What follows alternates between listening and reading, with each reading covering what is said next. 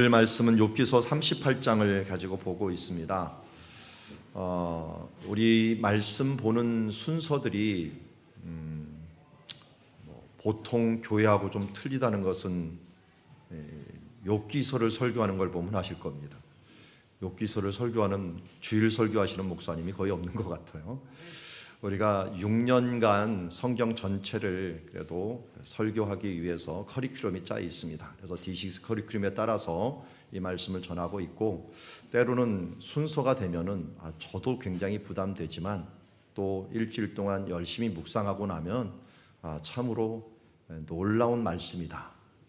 하나님이 정말 놀라우시구나. 우리가 이해할 수 없도록 놀라우신 하나님이시다라고 하는 부분들을 느끼게 되는데요. 오늘 욥기를 마무리하는 부분이 38장부터 시작이 됩니다.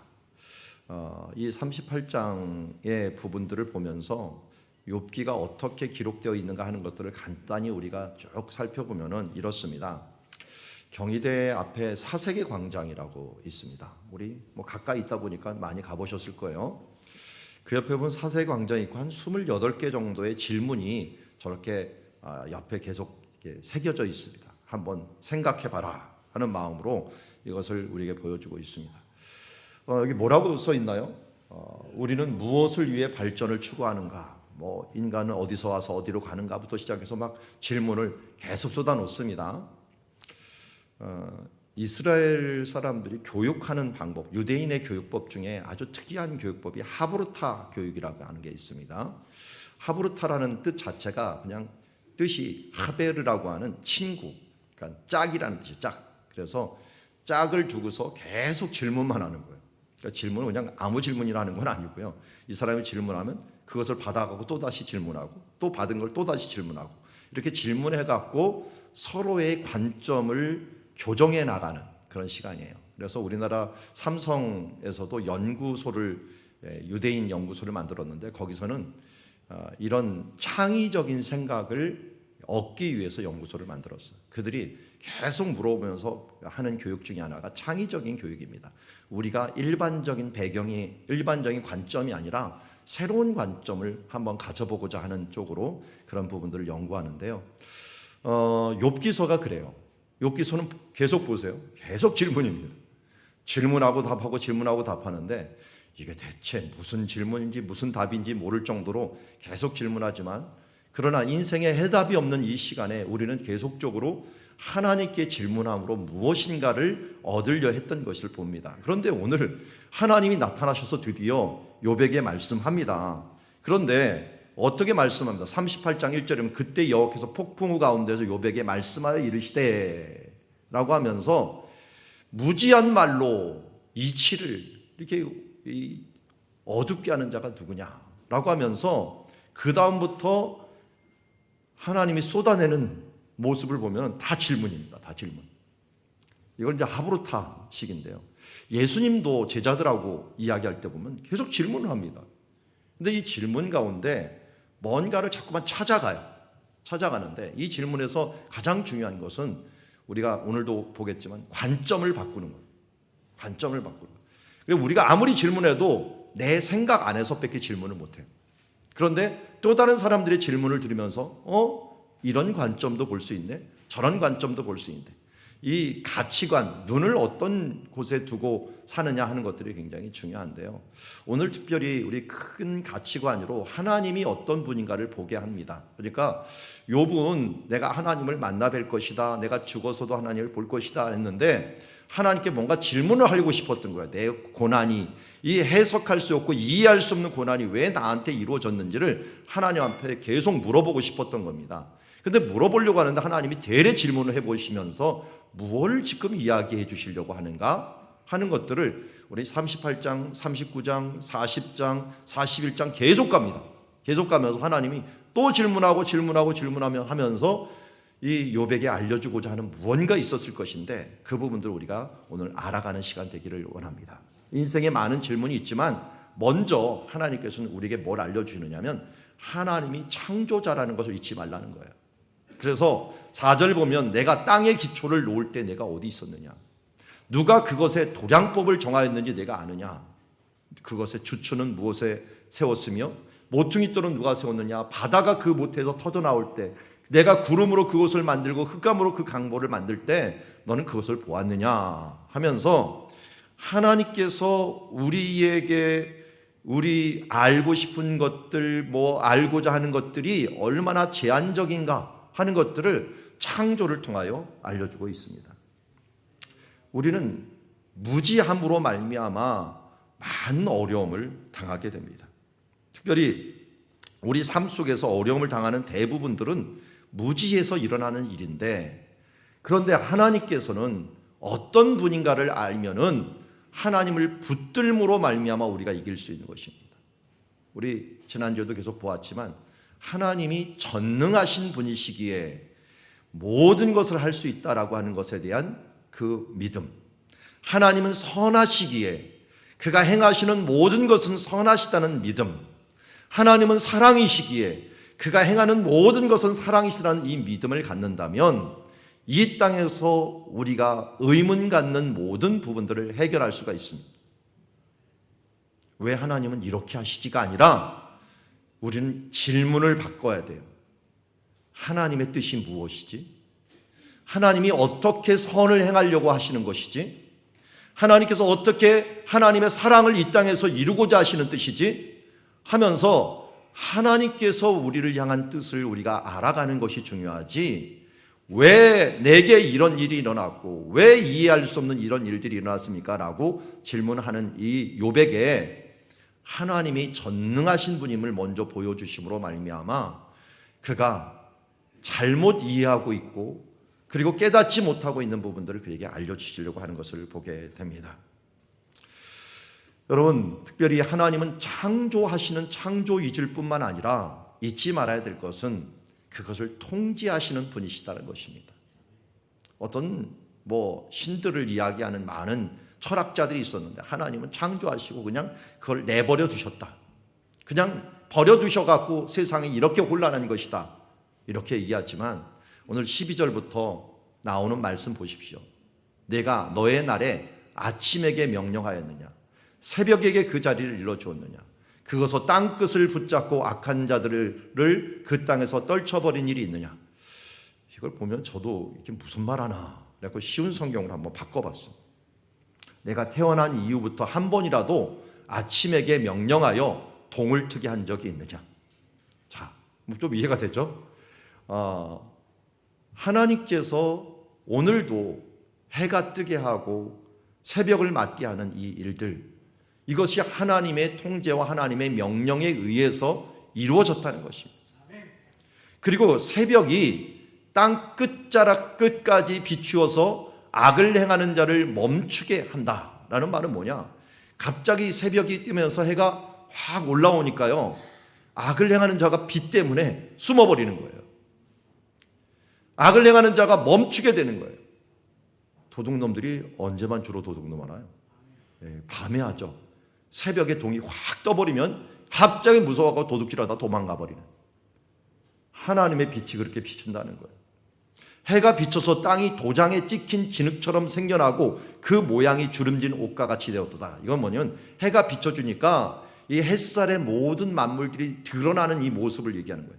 아름답게 반짝반짝 비치고 이 모든 만물들이 쫙 드러나는 게 꼭 진흙처럼 새로 생겨나는 창조의 모습처럼 보여진다는 것이에요. 그런데 악인들은 그것을 보면 다 숨어 들어가는 거예요. 그들에게는 빛이 있지 않다는 거예요. 빛을 다 도망가는 거예요.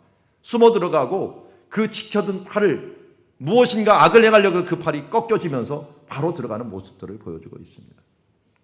하나님께서 이렇게 이 하나, 그 외에도 앞에 뒤에 다 나오지만 한 가지만 가지고도 오늘도 해를 뜨게 하시고 또 해를 지게 하시고 해를 뜨게 하면서 만물들을 드러나게 하시며 악한 것들이 틈타지 못하고 계속적으로 길을 발휘하지 못하도록 하나님께서 이 모든 부분들을 통제하신다는 것입니다. 욥은 이 부분들, 빛이라든지 지구라든지 이 부분들을 만든 적도 없고 통제한 적도 없는데 하나님께서는 이 모든 것들을 만드실 뿐만 아니라 지금도 하나님의 우주의 이 법칙을 가지고 해가 뜨고 지고 그리고 온 우주가 중력을 가지고 움직여 나갈 수 있도록 하나님께서 모든 관계를 지금 조정하고 균형을 맞추고 있다는 것입니다. 인간이 지금 지구를 파괴하면 그 파괴가 너무 지금 강하게 일어나고 있죠. 그래서 온도가 올라가고 이 빙하가 녹고 그야말로 우리가 지금 폭우가 쏟아지고 하는 일들이 이게 하나님께서 그나마 붙잡고 계시니까 이 정도죠. 이 질서를 놓으면은 땅 속에 있는 그야말로 용암과 같은 이 멘틀이 밖으로 터져 나오고 우리가 이 땅에서 이 오존층이 벗겨져 버리면 이 해에서 나오는 그 안 좋은 광선들이 우리의 몸을 다 태워버리며 피부병이 걸리면서 얼마나 큰 혼란이 우리 가운데 일어나는지 모릅니다. 하나님께서 정말 우리를 위해서 철저한 법칙을 가지고 다스리고 있기 때문에 그나마 우리가 이렇게 살아갈 수 있는 것입니다. 사람들은 자신들이 통제한다고 생각하는 사람들이 많이 있습니다. 최근에 일어났던 카카오 불통 사태 여러분 아실 겁니다. 우리가 그렇게 많이 사용하는 카카오톡이 불통이 되니까 얼마나 불편했습니까? 저는 대표적인 게 코로나라고 봐요. 그렇게 의학이 발달하고 면역력이 발달하고 주사가 발달하고 해서 백신이 발달했는데 사람이 조금만 놓쳐버리니까 이게 코로나균들이 이렇게 빨리 퍼질 줄 몰랐죠. 원래 코로나 백신을 만들고 있었어요. 만들고 있었는데 그게 그래도 이렇게 빨리 퍼질라 하면서 너무 돈이 많이 드니까 늦추고 있었다가 꽝 터져버려갖고 모든 세계에 이런 혼란을 가져오게 되었습니다. 아예 문화를 바꿔버리는 그런 시간들을 가져오게 된 것을 보게 됩니다. 이런 인간의 연약함에 비해서 하나님의 전능하심은 얼마나 대단한가 하는 것들을 오늘 말씀을 통해서 보여주고 있습니다. 그러나 하나님의 전능하심에 비해서 우리의 인간이 어떠한가 하는 부분들을 여기서 16절에서 19절에 보니까 바로 우리들이 얼마나 무능하고 무지한가 하는 부분들을 보여주고 있습니다. 바다의 샘에도 깊은 물에도 거기서 무엇이 솟아나는지도 그리고 솟아나게 할 수도 없고 알아갈 수도 없습니다. 그러니까 하나님의 능력들을 흉내낼 수 없을 뿐만 아니라 그걸 알아내는 것조차도 우리에게 너무나도 버거운 문제입니다. 바다의 샘물, 그 물이 어디서 어떻게 나오는지 그냥 아주 제한적인 지식을 가지고서 우리는 살아갈 때가 너무나도 많이 있습니다. 그의 전능함에 비하면 우리가 하나님께 물어보는 질문들이 너무나도 하찮은 것일 때가 굉장히 많습니다. 하나님 앞에서 특별히 그의 사랑과 그 큰 은혜 앞에서는 우리가 무력해질 때가 많이 있다는 것입니다. 여러분, 성경에서 믿음의 주요 온전케 하시는 인 예수께로 나오라고 하는 일들이 바로 이 부분입니다. 예수 그리스도 앞에 나오면 하나님의 사랑 앞에서 우리가 말하는 모든 질문들이 너무나도 연약한 질문이요, 무리한 질문이요, 정말 부족한 질문일 수밖에 없습니다. 하나님께서는 때로는 침묵하시지만 침묵하실 동안도 능력이 없어서 침묵하는 게 아니라는 것입니다. 여러분들이 일어나는 일들, 왜 하나님이 계시다면 이런 일이 우리 집에 우리 가운데 일어날 수 있어?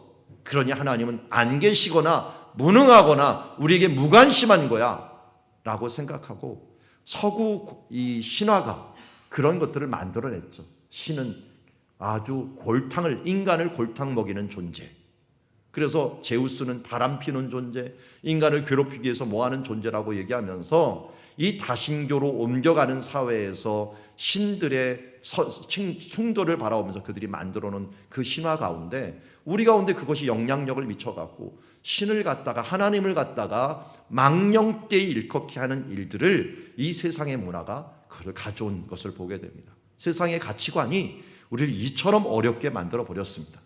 그러나 오늘 다시 한번 성경은 하나님의 말씀 우리에게 이야기합니다. 하나님이 힘이 없어서 하나님의 손이 짧아서 우리를 돕는 것이 아니라고 얘기하고 있습니다. 다윗과 같은 경우도 어땠습니까? 하나님께서 그에게 죄에 대한 회개의 시간들을 언제 주었어요? 그가 느껴서 나중에는 뭔가 답답하고 힘들어서 내가 죄를 회개하지 않고는 살 수 없구나 하는 그 순간 나단 선지자에게 그 말을 듣고서 회개하며 나가게 만든 것을 봅니다. 아담에게 천지 창조를 할 때 이상하게 다른 동물들은 암수를 다 만들었는데 이 사람만 암수를 안 만들었어. 동물들 다 만들고 나서 아담 보고 뭐라고 얘기합니까? 너 이름을 줘라. 왜 이름을 지라고 했을까요?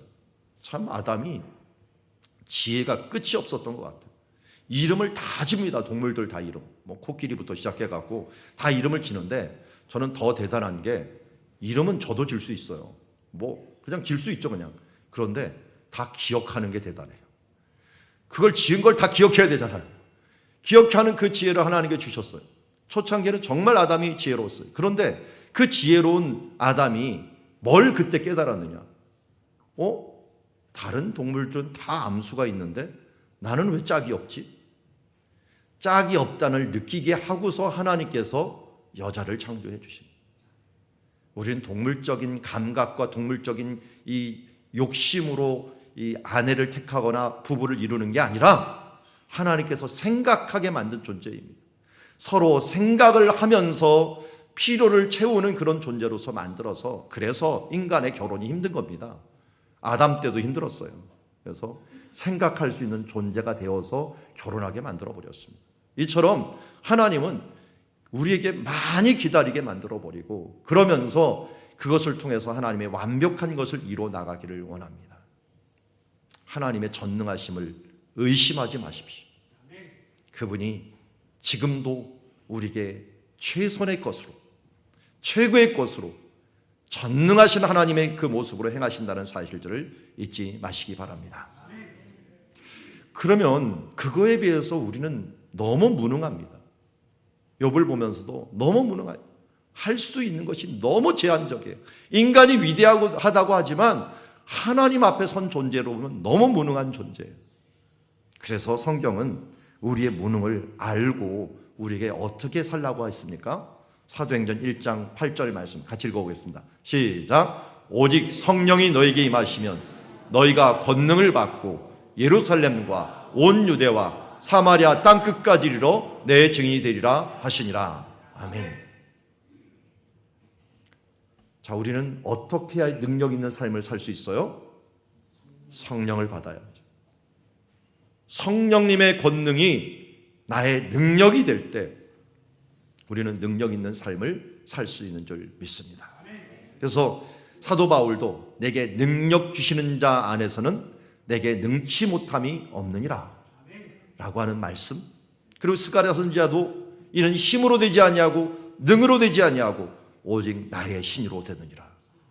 성령 하나님의 능력만이 우리의 인생의 모든 부분을 해갈 수 있는 힘이 되는 줄 믿습니다. 내 힘이 강해지면 강해질수록 하나님의 능력은 약화되지만 나의 내 힘을 하나님께 맡기면 맡길수록 하나님의 능력이 강해지는 줄 믿습니다. 제가 그래서 자주 표현을 하죠. 우리의 능력은 뭐와 같아야 되냐면 습자지와 같아야 된다. 아니 랩과 같아야 된다. 랩보다도 더군 코팅 용지와 같아야 된다라고 생각합니다. 하나님의 전능하신 그 큰 바위와 같은 능력에 내가 강해지면 어떻게 됩니까? 거기 대봤자 필요 없어요. 내 존재는 아예 보이지도 않도록 나는 죽고 예수 그리스도로 사는 삶으로 주님 앞에 달라붙어 갖고 내가 나인지 예수님인지 모를 정도로 달라붙어 있어야 됩니다. 그러면 어떻게 됩니까? 그게 내가 아니라 예수 그리스도가 되는 거예요. 사탄이 틈을 타지 못하는 것들은 내가 나서는 순간 사탄은 우리를 얕잡아봅니다.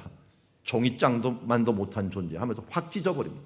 그러나 우리는 종이장보다 더 약해지고 약해져 주님 앞에 딸싹 붙어 있을 때 철보다도 다이아몬드도 더 강하신 그 주님의 능력 앞에 사탄은 어떤 힘도 발휘하지 못하고 우리가 성령의 권능, 하나님의 영의 권능, 하나님의 능력으로 하나님의 일들을 해나갈 수 있는 줄 믿습니다.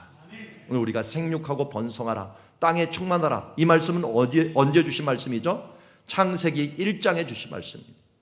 1장 28절에 우리를 창조하신 다음에 인간에게 주신 하나님의 사명이 뭐냐면 생육하고 번성하여 땅에 충만하라고 얘기하고 있습니다. 그런데 우리가 이 땅을 다스리라고 얘기했는데 어떤 힘과 어떤 능력으로 이 땅을 다스릴 수 있겠습니까? 사람들은 이 땅이 두려우니까 이 땅에 어떤 존재를 만들어 놓고 나무에다가 절하고 돌에다가 절하고 그리고 뭔가 이 자기보다 강할 것 같은데 절하는데 하나님은 그걸 너희가 다스리라고 얘기합니다. 천지 만물을 어떻게 다스립니까? 바로 하나님이 주신 능력으로, 하나님이 주신 권능으로 우리가 이 모든 것을 다스릴 수 있기 때문에 우리가 성령 강림 10일 기도를 통해서 얻고자 하는 게 바로 이것 아닙니까? 성령님이 우리 가운데 이미 오셨습니다. 예수를 믿는 사람이 오셨습니다. 그러나 충만할 때 권능이 나타날 수 있는 줄 믿습니다. 오늘도 나는 죽고 예수 그리스도로 살고 성령님의 능력이 있는 권능의 삶으로 살아가는 사랑들이 가족들이 되기를 주의 이름으로 축원합니다. 자, 두 번째 보니까 하나님의 전지하신 모습, 전지하다는 전능하신 건 모든 것이 능하시다는 것이고 전지한 건 모든 것을 아신다는 뜻이죠. 모든 것을 아시는데 욥은 그에 비해서 어떤 모습인가 봅니다. 욥에게 하나님께서 설명을 또 질문을 합니다. 너는 눈 곳간에 들어갔었느냐? 우박 창고를 보았느냐? 지금은 우리가 눈이 어떻게 오는지, 우박이 어떻게 오는지 대충 압니다. 그런데 이때는 신비였죠. 광명이 어느 길로 뻗치며 동풍이 어느 길로 땅에 흩어지느냐? 누가 홍수를 위하여 물길을 터주었느냐? 우리와 번갯길을 내어주었느냐? 비에게 아비가 있느냐? 이슬방울은 누가 낳았느냐? 하면서 이 얼음이 어떻게 태어났고 서리가 어떻게 나타나는지 아느냐. 우리는 많은 것을 압니다. 날씨를 알고 과학을 통해서 이 부분들이 어떻게 형성되는 것들을 알 수가 있습니다. 그러나 우리 아는 것들은 너무나도 제한적입니다. 이 부분들을 막을 수도 없고 이게 일어나게 할 수도 있는 것들이 너무 작은 거예요. 꼭 우리가 행하는 것이요, 우리 10가지 재앙 때 요술사들, 마술사들 아시죠? 그 마술사들이 모세를 흉내냅니다. 그래서 물이 변해서 피도 되고요, 개구리도 올라오게 하고요 하는 이걸 흉내를 내는 게 꼭 우리들 모습 같아요. 하나님 앞에서 우리도 흉내를 냅니다. 우리도 물도 얼게 할 수도 있고요, 때로는 우박도 떨어지게도 조금 만들 수 있어요. 그리고 이슬방울 같은 거 어떻게 하면 만들어진다는 거 아니까 조금 흉내는 냅니다. 그런데 단계가 높아지면 높아질수록 우리의 수준들이 너무 제한적이라는 것을 알고 그 마술사들, 요술사들도 나중에 인정하죠. 이건 하나님께로 온 거다. 우리가 이건 못한다라고 고백하는 것처럼 우리가 아는 것과 우리가 행하는 것들이 너무 제한적이라는 것을 우리는 인정을 해야 될 것입니다. 그래서 예수님도 우리의 인정, 너희가 앞으로 이것을 알지도 모른다. 예수님이 이 사람들이 아는 것을 인정합니다. 일부는 뭐라 인정을 했느냐?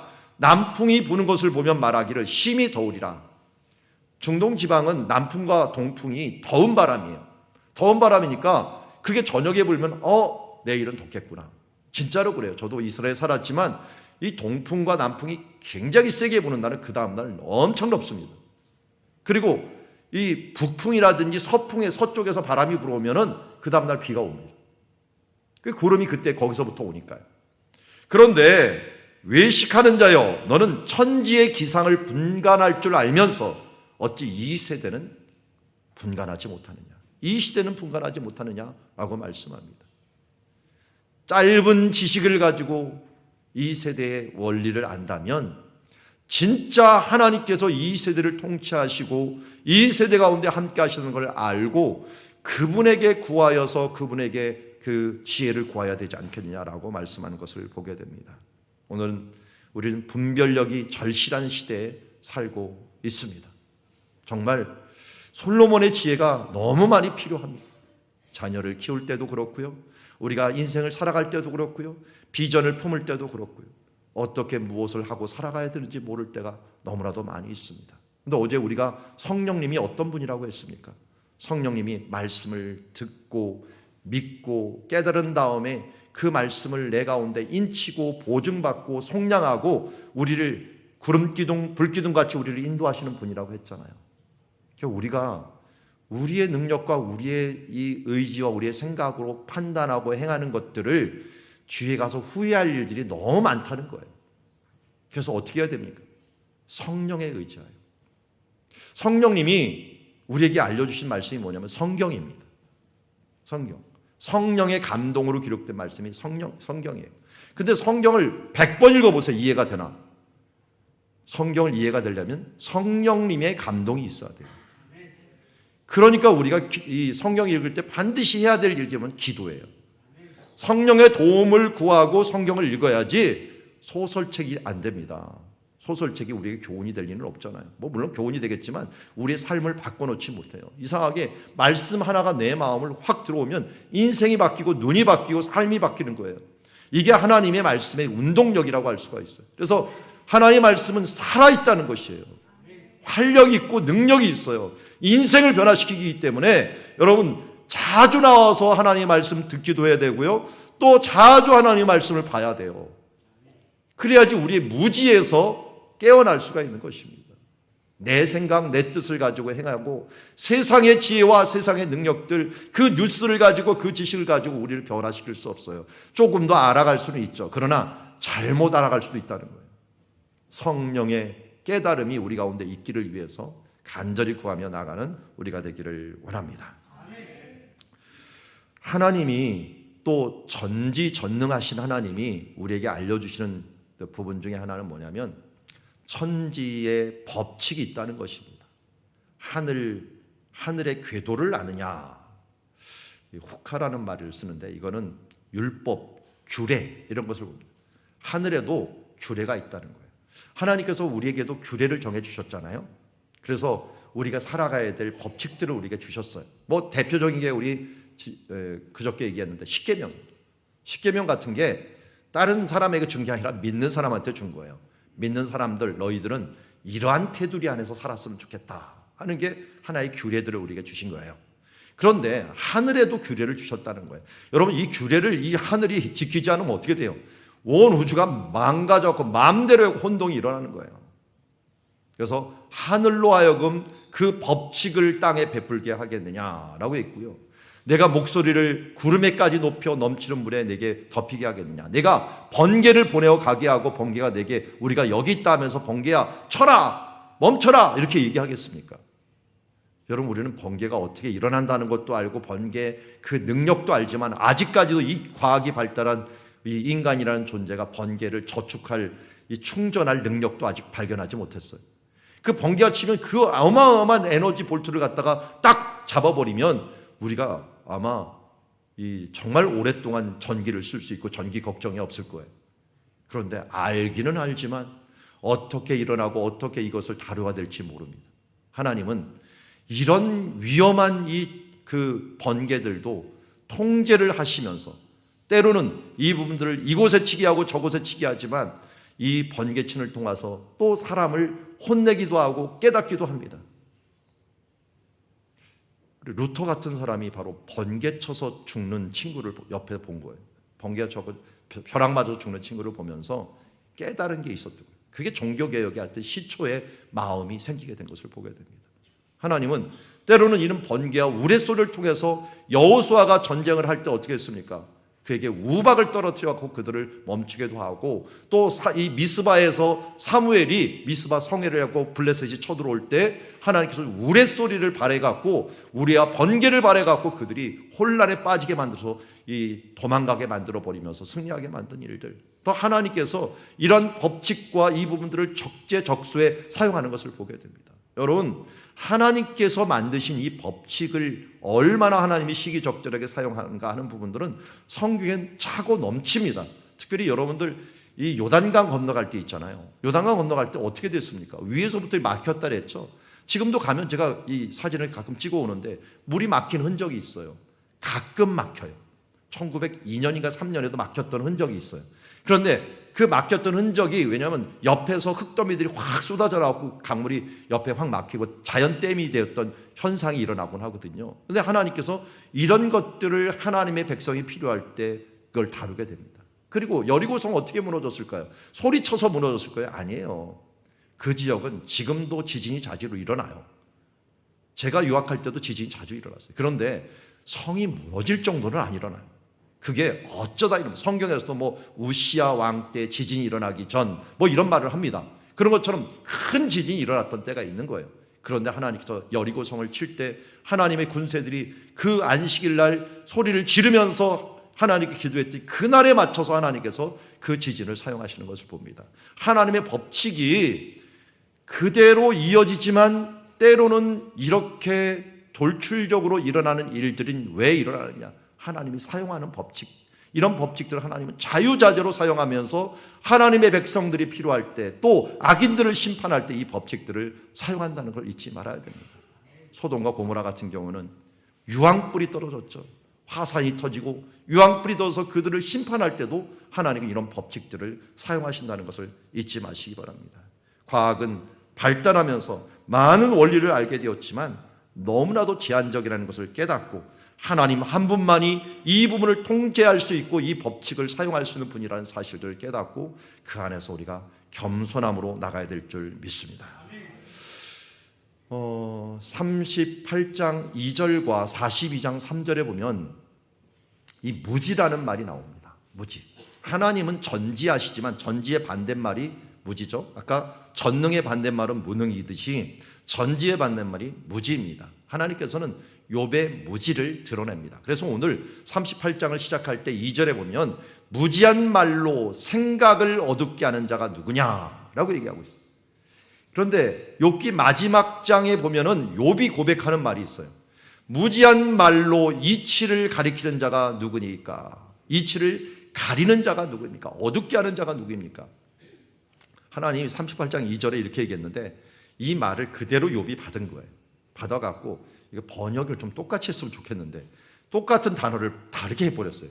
생각이나 이치는 똑같은 말이에요. 똑같은 단어입니다. 히브리어로는. 그리고 어둡게 하다는 것과 가리다는 건 조금 틀려요. 이 방법만 바꾼 거죠. 어둡게 한다. 똑같은 말입니다. 그러니까 무지한 말, 자기가 이 무지라는 건 지식이 없다. 지식이 없다는 뜻을 갖고 있어요. 지식이 없는 이 존재가 하나님의 생각을 알지 못해갖고 그 이치, 그 법칙을 내가 어둡게 하고 또 가리는 존재가 되었습니다. 하나님도 욥에게 그렇게 이야기하고 욥도 그것을 받는 모습을 보게 됩니다. 우리가 하나님 앞에 잘난 체 하는 것들이 얼마나 큰 교만인가 하는 부분들을 다시 한번 이야기하고 있습니다. 그럼 왜 겸손해야 됩니까? 겸손할 수밖에 없는 존재이기 때문에 겸손합니다. 제가 가끔 얘기해요. 우리 성막을 만들 때 시띠나무를 사용하라고 했습니다. 시띠나무를 사용했어요. 왜 시띠나무를 사용했을까요? 광야에서 나무가 딱 시띠나무밖에 없습니다. 그것밖에 사용할 수 없다. 우리가 왜 겸손해야 합니까? 우리 겸손해야 될 수밖에 없는 존재예요. 그 겸손해야 될 수밖에 없는 존재가 이 자랑을 하고 있으니까 가관이죠, 여러분. 그런 사람들을 보면 어떻게 생각을 하셔야 돼요? 불쌍히 여기셔야 됩니다. 너무 하찮게 여기지 말고요. 나도 저럴 때가 있겠구나 하는 것을 보면서 하나님 저럴 때 혹시 있으면 좀 불쌍히 여겨주세요 하면서 우리가 긍휼히 여기는 자가 돼야 돼요. 하나님은 대신에 어떤 존재예요? 지혜의 존재예요. 그래서 우리가 지혜가 없기 때문에 지혜를 하나님께 구해야 돼요. 그래서 여기 보니까 36절, 37절에 보니까 지혜라는 말이 두 개가 있어요. 하나님께 가슴 속에 지혜는 누가 준 것이냐? 지혜는 누가 주는 거야? 하나님이 준다는 거예요. 누가 지혜로 구름의 수를 셀 수 있겠느냐? 인간의 지혜로서 이걸 할 수가 없다는 거예요. 하나님께 지혜를 준다는 거예요. 그래서 그 중간에 수탉에게 슬기를 준 자가 누구냐라는 말이 나와요. 여러분, 수탉의 슬기가 뭡니까? 요새 우리 교회에 트레이드 마크가 하나 없어졌어요. 새벽 기도 나올 때 보면은 이 수탉 울음소리가 항상 이 앞집에서 닭을 키워갖고 수탉 울음소리가 들렸는데 요새 안 들려요. 왜 안 들리는지 아나요? 닭은 여전히 키우고 있는데 왜 소리가 안 들리나 봤더니 수탉이 없어져 버렸어요. 알만 날려고 유정란을 이제 포기했나 봐요. 유정란을 포기했는지 이 암탉만 놓으니까 소리가 없는 거예요. 암탉이 울면 집안이 망한다는 소리가 무슨 뜻인지 아십니까? 암탉에게는 하나님께서 슬기를 주지 않았어요. 무슨 슬기? 새벽을 아는 슬기. 수탉만 새벽을 아는 슬기가 있어요.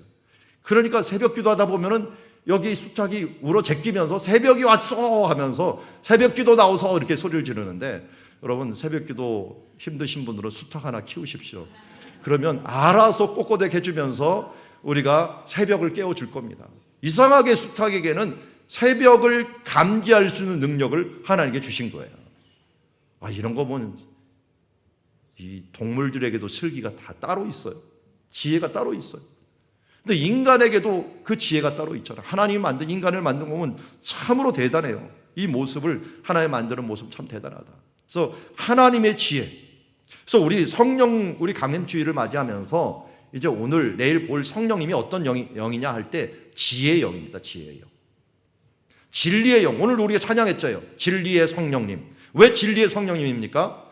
예수님이 말씀해 주셨어요. 너에게 보혜사, 너희를 헬퍼, 카운셀러 할 너에게 이 중요한 보혜사 성령님을 내가 너한테 보여줄 텐데 그분의 이름이 뭐냐면 이렇게 얘기합니다. 진리의 성령이 오시면 그가 너희를 모든 진리 가운데로 인도하시리니 장래 일을 너에게 알리시리라. 우리는 1분 1초 앞도 알 수 없지만 성령님, 진리의 성령님, 지혜의 성령님이 이것을 알게 하신다는 것입니다. 이 세상에서 가장 지혜로운 사람은 누굴까요? 가장 성령이 충만한 사람. 왜? 하나님이 영이 진리의 성령이고 지혜의 영이기 때문에 그렇습니다. 여러분, 그래서 아이들에게 지식을 넣어주려고 하지 말고 지혜를 넣어주려고 해요. 물론 여호와를 경외하는 것이 지혜의 근본, 지식의 근본이라고 얘기합니다. 근데 여호와를 어떻게 경외해야 되는가는 성령님이 알아서 해주십니다. 그러니까 세상이 제일 이해할 수 없는 것이 우리 가운데 이 성령이라고 하는 존재입니다. 아니, 성령이 대체 뭐야? 성경을 100번 읽어도 아마 성령을 체험하지 못하고는 성령을 알 수 없고, 성령을 체험한 공동체, 그 공동체 가운데 성령님을 추구하는 이 공동체를 체험하지 못하는 지혜의 영이 무엇인지, 성령이 무엇인지 깨달을 수가 없는 것입니다. 오늘 우리 성령 강림 11기도에는 예수님의 명령입니다. 왜? 예루살렘을 떠나지 말고 아버지가 약속한 성령님을 기다리라고 말씀하고 있는 거예요. 그래서 우리가 이 10일 동안 간절히 기도하는 것은 성령님이야말로 모든 것들을 해결할 수 있는 유일한 분이십니다. 전능하신 분이시요, 전지하신 분이요, 지혜의 영이 되어주셔서 우리 자녀들에게도 이 세상을 이길 수 있는 힘과 능력뿐만 아니라 그 지혜를 주시기 때문에 여러분 혼자만 참여하시지 말고 자녀들과 함께 참여하십시오. 인생 한 방이라고 하는데요. 그 인생 한 방은 돈 버는 거 이 로또로 치는 게 아니라요. 저는 인생 한 방은 성령 한 방인 것 같아요. 성령 한 방이 마음에 딱 찾아오면요, 인생이 끝납니다. 관점이 바뀌거든요. 관점이. 바라보는 관점이 바뀌니까 이 성령님이 주시는 그 마음, 한 마음을 딱 품어버리면 지혜의 눈이 떠져지고 능력의 삶으로 우리가 바뀔 수 있는 점이 있습니다. 그 증거가 접니다.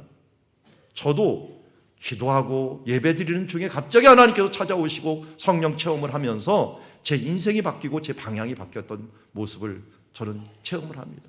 그래서 어느 순간 어느 시간 하나님께 은혜 주실지 모르게 항상 주님 앞에, 은혜의 그 주님 앞에 우리의 삶을 노출시키면서 주님의 그 은혜가 임할 수 있도록 준비하고 닦아내고 길을 터주는 그런 지혜로운 주님의 자녀들이 되기를 주의 이름으로 축원합니다.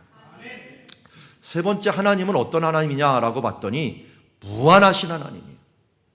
무한하신 지혜를 가지신 하나님. 우리의 지혜를 아무리 따진다고 하더라도 우리의 지혜는 너무나도 제한적입니다. 그래서 하나님은 통제하시기도 하지만 통치하시기도 하십니다. 여기까지 못 온다, 저기까지 바닷물을 막으시고 또 빛과 어둠을 가르시고 하지만 동물들을 보십시오.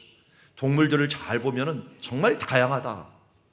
제가 동물의 왕국을 굉장히 좋아하는데 제 아내는 별로 안 좋아하고, 제가 동물의 왕국 보면 아내는 저기 들어가 있고 저는 뚫어지게 쳐다봅니다. 아직도 어린 동심이 있어서 그러나 저는 그 원리들이 참 신기하더라고요. 동물들의 원리들. 그래서 그거 아시나요? 수사자가 사냥 안 합니다. 누가 하나요? 주로 암사자들이 합니다. 암사자들. 근데 그것도 아시나요? 이 사자들의 그 사냥 성공 확률, 이것도 계산이 여러 가지로 나오더라고요. 대부분 10%에서 20%밖에 안 된답니다. 성공 확률이. 그리고 혼자 하는 것과 둘이 하는 것, 둘이 하는 것과 다수가 하는 것, 이 확률이 완전히 틀리다는 것. 여러분, 모든 만물 중에 가장 강하다라고 하는 이 사자도 확률이 10%에서 20%도 안 된다면 우리의 인생에서 최선을 다한다고 성공하는 확률이 얼마 안 된다는 것을 이런 동물의 원리를 통해서도 보여줍니다. 이 까마귀들 새끼들 저거 어떻게 먹이나, 우리 걱정도 되지 않습니까? 이 어미들이 죽으면 어떡하나, 또 먹이가 없으면 어떡하느냐, 이런 걸 보는데 어떻게 잘 이어가요. 까마귀 새끼가 하나님을 향해 부르짖어 먹을 것 없으면 허우적거리면서 있을 때 뭔가 누군가 먹여주고 또 이 부분들 통해서 이 세워가는 이 생태계를 보면서 참 하나님이 이 통치를 기가 막히게 해주신다. 그 뒤에 그 외에도 산염소라든지 들나귀, 타조, 독수리, 성경에서는 이런 예들을 많이 들어요.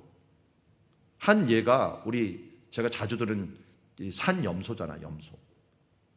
엔게디의 게디라고 하고 야엘이라고 하는 그런 짐승은 정말 절벽을 갖다가 절묘하게 뛰어다니는 그 다리를 주셨어요. 감각을 주셨어요. 그 절벽에서 잠을 자요. 안 떨어지고요. 절대로. 지금도 성지순례 가면은 이 산 양들이 있는데요. 그 산양들이 어디에서 자냐면 절벽에서 자요. 절벽에서. 아주 편안히 자요.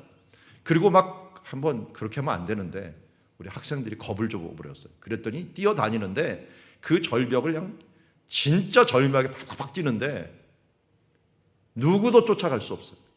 그러니까 아무리 강한 들짐승도 그를 쫓아갈 수 없는 하나님의 능력을 그에게 주었어요. 그뿐입니까? 독수리들. 제가 독수리 서식지를 갖다가 이스라엘도 가봤는데요.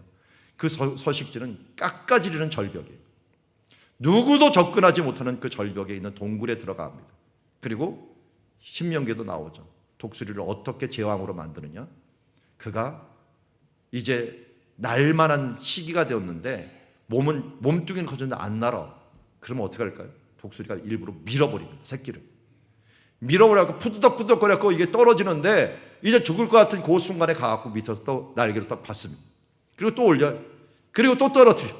그러면서 이제 날 수 있는 순간까지 그를 훈련시키는 모습을 보게 됩니다. 그런데 그렇게 날다 보니까 정말 이 독수리 날개 짓하는 것들은 정말 멋있습니다. 갈릴리에 그 서식지가 있는데 정말 지나가는 거 보면 참 멋있는 그 팔을 하면서 하는데 이 독수리조차도 사실은 확률이 10%에서 20%밖에 안 된답니다. 그렇게 절박하게 살고 또 다양하게 하나님께서 만들어갖고 이들을 이끌어가는 것을 보게 됩니다. 하나님이야말로 정말 최고의 디자이너고 또 최고의 통치자인다는 것을 우리에게 다시 한번 말씀하고 있습니다.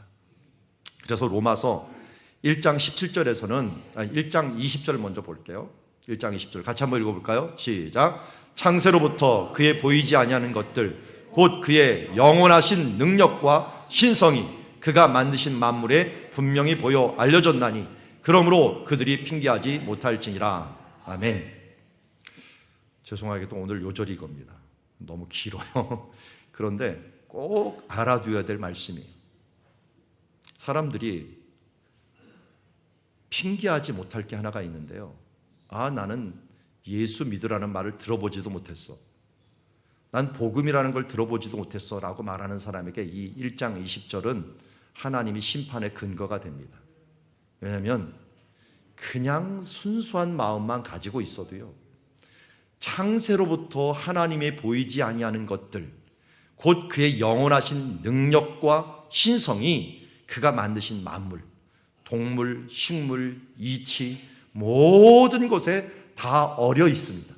그곳에 서려 있기 때문에 분명히 보여 알려졌느니 사람들이 하나님이 계시다는 것들을 이 완악하지만 알면 알게 된다는 거예요. 그래서 그분의 은혜를 구하고 그분을 찾게 된다는 거죠. 그러다 보면 찾게 되는데 찾지 않으면서 자기의 완악한 마음으로 그대로 있는 자들은 핑계하지 못하도록 심판을 받는다는 것입니다. 그러기에 우리는 어떻게 살아야 됩니까? 1장 17절도 같이 읽겠습니다. 시작. 복음에는 하나님의 의가 나타나서 믿음에 이르게 하나니 기록된 바 오직 의인은 믿음으로 말미암아 살리라 함과 같으니라. 아멘. 그렇습니다. 우리가 살아가야 될 힘과 능력은 하나님께 있기 때문에 우리는 믿음으로 살아야 되는 줄 믿습니다. 오직 의인은 믿음으로 살리라. 하나님은 선하십니다. 하나님은 사랑이십니다. 하나님은 전능하십니다. 하나님은 전지하십니다. 하나님은 무한한 지혜를 갖고 계십니다. 저는 주님을 믿습니다. 주님께서 이 모든 삶들 가운데 합력하여 선을 이룰 것을 믿습니다. 이렇게 나아갈 때 하나님께서 우리와 함께 계시는 줄 믿습니다. 하나님은 지혜의 영이시기 때문에 다양한 성령의 은사로 우리의 교회를 돕고 계시다는 사실들을 잊지 맙시다. 고린도서 12장 4절에 은사는 여러 가지나 성령은 같다고 합니다. 오늘 우리가 성령을 받고 성령의 충만함을 받으면 하나님의 은사가 다양하게 나타나고 우리 교회에도 다양한 사람들이 모였습니다. 그런데 이 다양한 사람들은 왜 모였나요? 성령을 나타내시면 유익하게 하려 함이라. 특히 어떤 유익을 얻기 위함입니까? 그러므로 너희도 영적인 것을 사모하는 자인즉 교회의 덕을 세우기 위해서, 유익한다는 건 유용하다는 것을 의미하고 있고요, 덕을 세운다는 것을 의미하고 있습니다. 우리 고린도전서 12장은 은사장인데 우리에게 그렇게 하기를 원하고 계십니다. 이런 부분들을 참으로 다윗은 잘 노래합니다.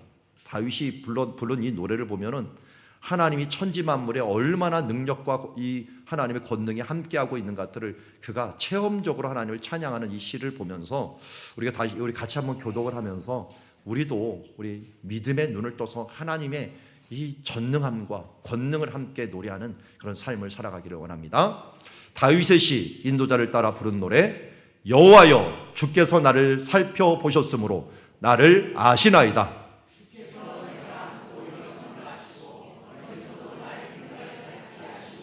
나의 모든 길과 내가 눕는 것을 살펴보셨으므로 나의 모든 행위를 익히 아시오니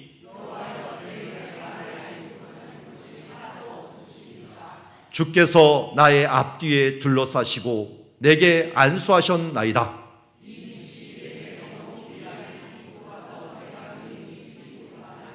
내가 주의 영을 떠나 어디로 가며 주의 앞에서 어디로 피하리이까?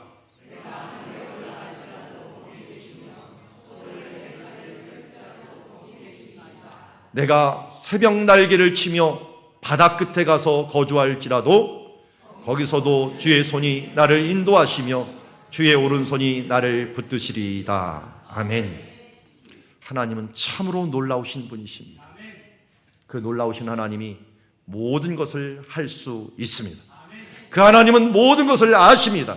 그리고 그 하나님께 무한한 지혜가 있습니다. 오늘도 그분을 의뢰하며 그분을 바라보는 신앙 되기를 원합니다. 우리는 많은 의문이 있을 수 있지만 주님 만나볼 때 이 모든 것들을 다 알 수 있을 것입니다.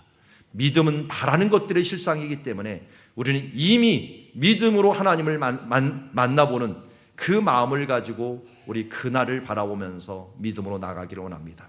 그날 지금 내가 미련하여 알지 못하는 모든 부분들을 물음을 풀어주실 것입니다. 그날 우리의 염려가 사라지고 참으로 자유케 되며 주의 영광을 보게 될 것입니다. 오늘 그날을 바라보면서 오늘 주님 안에서 믿음으로 나가는 주의 자녀들 되기를 주의 이름으로 축원합니다. 찬양합니다.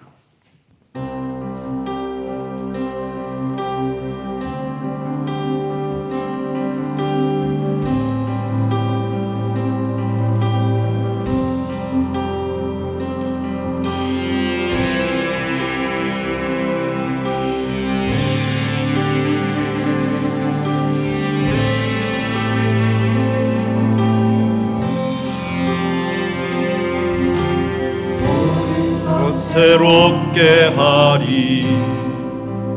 그날 모든 상처 싸매시리. 처음껏 다 지나가리. 슬픔 없네. 모든 것 온전케 하리. 그날 모든 무릎 풀어지리. 모든 염려 사라지리. 모든 염려 사라지리. 두려움 없네. 우리다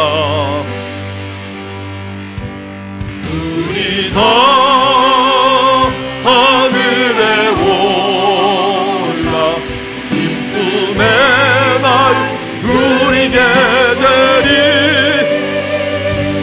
우리가 예수를 볼 때 그 승리 외쳐 부르리. 다같이 일어나서 찬양합시다. 주와 얼굴 마주하리. 주와 얼굴 마주하리. 그날 더 큰 은혜 얻게 되리. 영원히 우리 변화되리. 그날에 참으로 자유케 되리.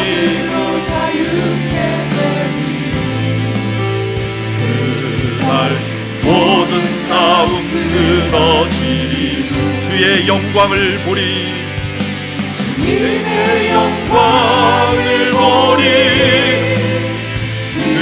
그날에 우리 다 하늘에 올라 우리 다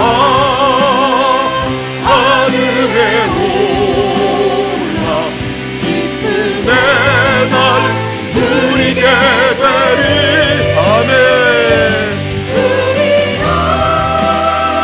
예수를 볼 때 그 승리 외쳐 부르리 우리 다 하늘에 올라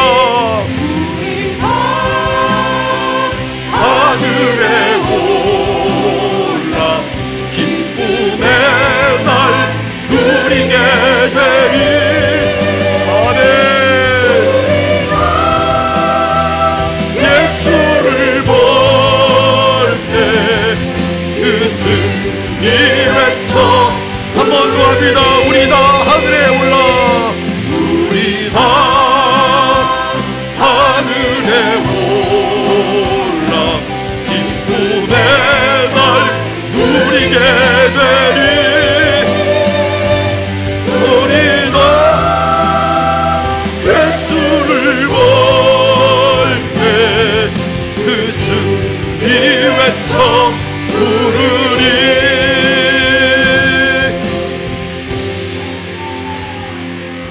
하나님 아버지 오늘 그날이 우리 가운데 올 줄 믿습니다 아니 믿음으로 그날이 우리 가운데 온 줄 믿습니다 이제 주님 앞에 모든 물음이 풀어집니다 모든 염려가 사라집니다 참으로 자유케 됩니다 모든 싸움이 그치고 하나님의 영광을 보는 그날이 왔습니다 오늘 성령 하나님의 충만함으로 기쁨의 날을 누리게 하옵소서 승리를 외쳐 나가는 주의 백성 되게 하옵소서 이제는 우리 주 예수 그리스도의 은혜와 하나님 아버지의 극진하신 사랑과 성령의 감화감동함의 역사가 성령 충만하여 전능하신 하나님 전지하신 하나님 무한한 지혜 하나님을 힘입고 나아가는 주의 백성들에게 영원히 영원토록 함께 계실지어다 아멘.